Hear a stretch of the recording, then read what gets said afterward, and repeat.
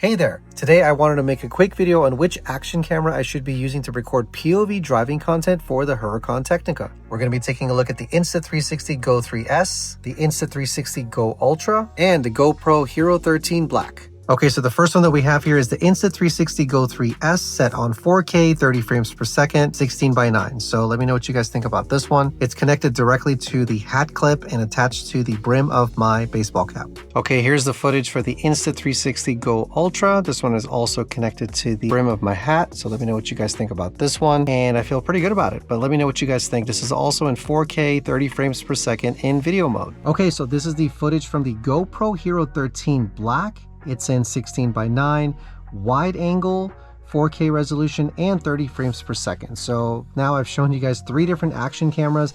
I'm not sure which is the best for POV content, so I want to make sure we're not looking too much at the ceiling, not too much on the steering wheel, and just a great POV style content so you guys can get the best and most immersive experience for the Huracan Tecnica. So drop a comment down below and let me know which one is your favorite.